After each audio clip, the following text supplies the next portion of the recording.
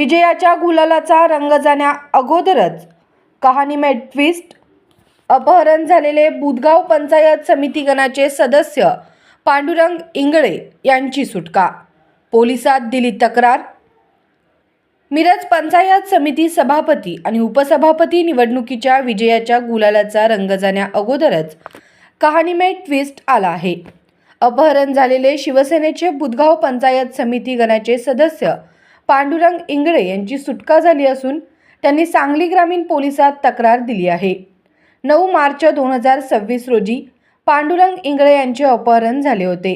त्यानंतर 10 तारखेला पंचायत समिती सभापती उपसभापतीची निवड झाल्यानंतर पांडुरंग इंगळे यांना अपहरण केलेल्या युवकांनी मिरज कुपवाड रोडवर सोडून दिले. दरम्यान भाजपसोबत आम्ही जाणार होतो, मात्र निवडणुकीच्या अगोदरच पिस्तूल आणि शस्त्रांचा धाक दाखवून माझे अपहरण करण्यात आले. अपहरण केलेल्या लोकांच्यावर कारवाई करावी आणि याच्या मागे नेमके कोण आहे याचा तपास करून त्यांच्यावरील कारवाई करावी अशी प्रतिक्रिया पंचायत समिती सदस्य पांडुरंग इंगळे यांनी दिली आहे. सांगलीमध्ये पांडुरंग इंगळे हे प्रसार माध्यमांशी बोलत होते. तर भाजपला समर्थन करण्याचा आमचा निर्णय आला असताना सुद्धा गुंडगिरी करत आमच्याच सदस्याचं अपहरण करण्यात आलं. अपहरण करणाऱ्यांच्यावर कारवाई करण्यात यावी आणि ही निवडणूक प्रक्रिया रद्द करावी अशी प्रतिक्रिया शिवसेनेचे जिल्हाप्रमुख बजरंग पाटील यांनी दिली आहे. दरम्यान पत्रकार परिषद झाल्यानंतर भाजपातील नेते आणि पंचायत समिती सदस्य यांनी पांडुरंग इंगळे यांची भेट घेतली.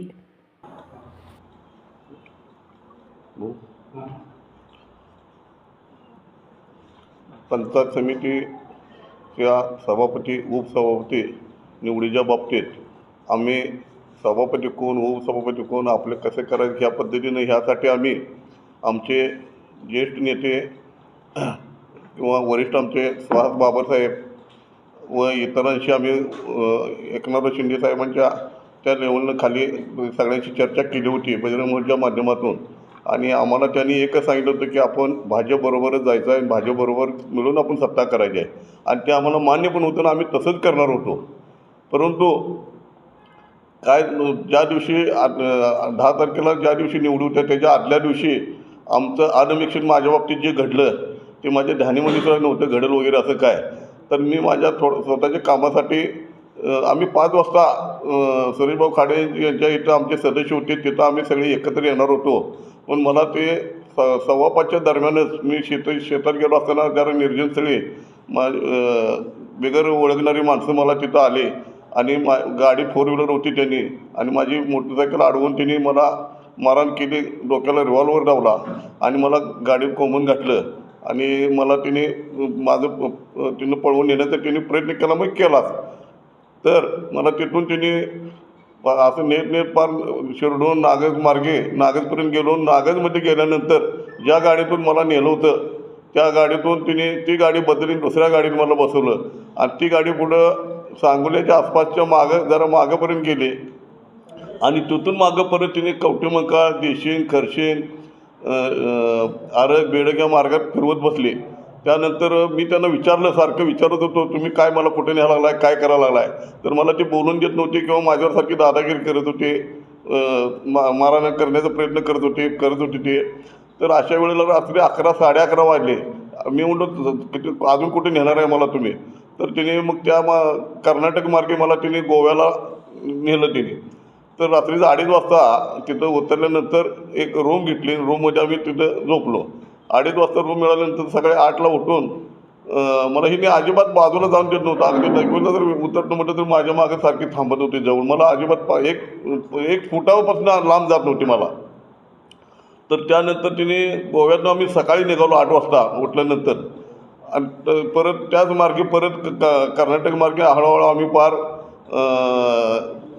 कागवाडपर्यंत आलो. कागवाडपर्यंत मला आल्यानंतर तिने काय म्हटले तुम्हाला इथं गाडी दुसरी करून देतो आणि तुम्ही जावा त्या गाडीनं आम्ही आमच्या मार्गाने जातो. ठीक आहे म्हणून तसं करा. परत तिने बाजूला जाऊन कुणाची दुसऱ्याची फोन केला आणि माझा स्विच ऑफ फोन तर काढून घेऊन माझा स्विच ऑफ केलाच होता. दुसऱ्याने फोन केला आणि त्यानंतर त्यांचा प्लॅन बदलला की म्हणजे नाही तुम्हाला इथं काय आम्ही सोडणार नाही आणि मिरजेत आपण एका ठिकाणी जायचं आहे आणि तिथं तुम्हाला तिथे चर्चा वगैरे होणार आहेत आणि मग सोडू. मी बोललो आणि चर्चा कशाला, मला काय सगळे मालक व्हायला लागला काय माझ्यावर, असं तसं मी जरा राग बोललो त्यांना. तरी पण मला तिने दाबायचा तोंडात गोळा घालण्याचा प्रयत्न करत होती सारखी. तरी पण मी त्यांना दाद देत नव्हतं. तरी पण मग ती चौकापुढे माझं काय चालत नव्हतं त्या. मग मिरजेत ते एका ठिकाणी कुठं मला रात्री एवढं लक्षात येत नव्हतं, मी जरा वेगळं अवस्थेत होतो, कुठं थांबले वगैरे. मग अर्धा तासात परत आले ते आणि माझ्यापाशी दोघं बसली होती. त्यानंतर मला पालवी हॉटेलपाशी त्या मार्गातनं येऊन विश्रामबागला तिने सोडलं दुसऱ्या गाडीने एका. काय मला एवढी ध्यानीमनी येत नव्हतं. तरी पण मग तिथं आल्यानंतर विश्रामबागला आल्यानंतर पोलीस गाडीनं आली तिथं वाटतं. त्यांचं कोणाशी कॉन्टॅक्ट काय होत होतं माझ्या काय ध्यानीमनी येत नव्हतं, मला ते समजून घेत नव्हती आणि मी ग्रामीणला हजर झालो. पण ही जे घडलं माझ्या बाबतीत ही अतिशय अन्यायकारक लोकशाहीच्या विरोधातलं काम आहे. आणि तिने आता उलट वेगळा हे घेतला आहे, कारण मॅनेज झाले असतील, पैसे घेतले असतील. पण मी एवढे जनतेला किंवा माझ्या मायबाप जनतेने मला मतदान केलं किंवा माझ्या पाठीशी जनता राहिल्या त्यांची मी कधीही प्रतारणा करणार नाही. माझ्या आयुष्यात आत्तापर्यंत ह्या क्षणापर्यंत माझ्या बाबतीत मी स्वाभिमानाला कधी धक्का लावून दिलं नाही आणि माझ्या ह्याला अजिबात कुठल्याही गोष्टीत मी प्रतारणा करणारा माणूस नाही आणि मी करणार नाही. जनतेसाठी मी पायगच आहे. पण या गोष्टी घडवल्या केल्या अतिशय बिहार टाईप पद्धत झालेली आहे. हे माझ्यासारख्या जबाबदार माणसाला हे असे करत असतील, एक अनोळखी व्यक्ती येतील मला उचलून घेऊन जात असतील आणि मला एक पवित्र मतदानाच्या हक्कापासून मला वंचित ठेवत असतील, तर ही कसली लोकशाही आहे आणि कुठलं मतदान कसे निवडी होत्यात.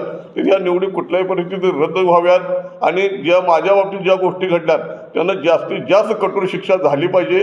आणि त्यांच्या मागं कोण मास्टर माइंड आहे त्यांना सुद्धा ते हुडकून काढून तिने मला न्याय मिळाला पाहिजे. आणि कोणत्याही परिस्थितीत न्याय मिळून आणि खरोखर आता जे नेते मंडळी किंवा इतर म्हणत असतील आम्ही लोकशाही मार्गाने गेलो आहे, लोकशाहीचा मार्ग झाला आहे, पण ही तर खरा लोकशाहीचा खून असल्याचाच प्रकार आहे. तर अशा पद्धतीने घडू नये, पुढं इतरांसुद्धा त्रास होऊ नये. सामान्य माझ्यासारख्या जबाबदार व्यक्ती असे हे होत असेल तर सामान्य माणसाला त्यांना कोण न्याय देणार किंवा त्यांच्या पाठीशी कोण राहणार, त्यांच्यावर कायम अन्यायकारक अशा गोष्टी होत जाणार. तरी असं कुठेतरी थांबलं पाहिजे. आम्ही ह्याच गोष्टी वरिष्ठांना फडणवीस साहेब, आमचे एकनाथ शिंदे साहेब यांना भेटून आम्ही सांगणार आहे. कठोर जास्तीत जास्त गुन्हेगारांना किंवा माझ्या बाबतीत जे पलायन माझ्या बाबतीत केलं, मला हे केलं धरून नेलं, त्यांना कठोर शिक्षा झाली पाहिजे. आणि कोणत्याही परिस्थितीत त्यांच्या मास्टर माइंडनं सुद्धा कठोर शिक्षा झाली पाहिजे, ते उजेडात आलं पाहिजे. आणि मी अनेकदा ते सांगतो, मी कुठल्याही आमिषाला बळी पडणार माणूस नाही. मी कुणाच्या कुठे 1 रुपयाच्या किंवा 8 आण्याच्या 1 पैशाच्या मिळण्यात राहणारा माणूस नव्हे. मी स्वाभिमानाला धक्का न लावून देणारा माणूस आहे. आता ह्या गोष्टी अजिबात आता गैरफायदा घेत असतील माझ्या अफवा पसरवणे वगैरे, तर त्याला मी जनतेला माझ्या मायबाप जनतेला मी सांगेन, मी माझ्या बाबतीत असं कुठलंही घडलेलं नाही, माझ्यावर अन्याय झालेला आहे. त्या अन्यायाला वाचा फोडण्याचं काम सगळ्यांनी आपण करेल. तुम्ही सगळ्यांनी माझ्या पाठीशी राहा. तुमचा विश्वासाला मी कधीही तडा जाऊन देणार नाही. मी आता या क्षणी बोलतो. तुम्ही उपसभापती पदासाठी तुमचं पण नाव चर्चेत होतं. उपसभापती पदासाठी तुमचं पण नाव चर्चेत होतं. याच्यामुळे कोण असेल असं वाटतं तुम्हाला या सगळं तुमच्या उपसभापती पदासाठी आम्ही भारतीय जनता पक्षातर्फे आम्ही जाणार होतो. ते त्या परिस्थितीत काय घडेल आम्ही त्यांच्याशी बांधलेलं होतं हे निश्चित होतं. आमच्या नेत्यांच्या म्हणण्याप्रमाणे आम्ही निश्चित बांधलेलं होतो. पण त्याच्यात काय घडेल हे आम्हाला पुढे दुसरं कोण होतील हे जर आमच्या डोक्यात नाही. पण आम्ही भारतीय जनता पक्षाशी प्रामाणिक राहायचं हे आमचं इथंपर्यंत निश्चित होतं. आणि भारतीय जनता पक्षाकडूनच आपण व्हायचं की आम्ही गृहीत धरलो होतो आम्ही होणारही, पण आम्हाला नक्की वाटत होतं.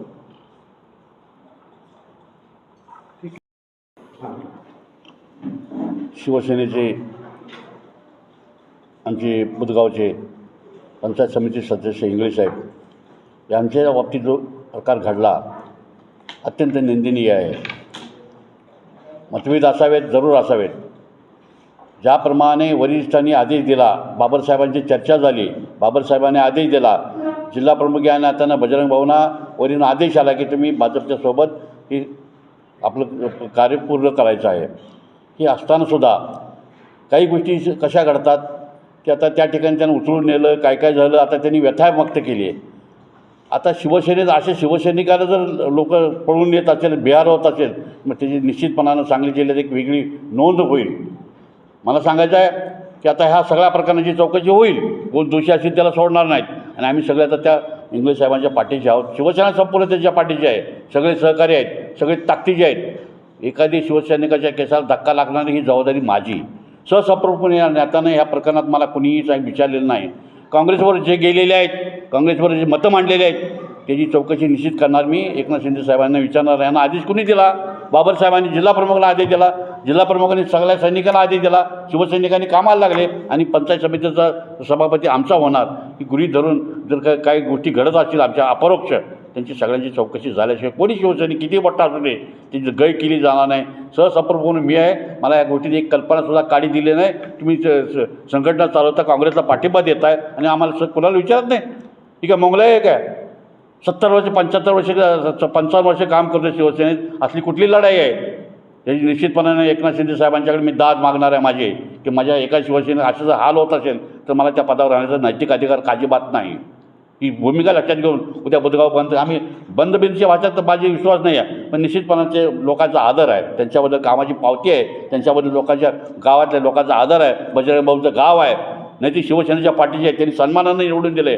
या सगळ्याची नोंद निश्चितपणे होणार, हे सगळ्याची चौकशी होणार आणि त्यातून काय निष्पन्न शिंदेसाहेब सांगतील त्याप्रमाणे आम्ही त्यांचा आदेश म्हणून काम करणार. जय हिंद, जय महाराष्ट्र.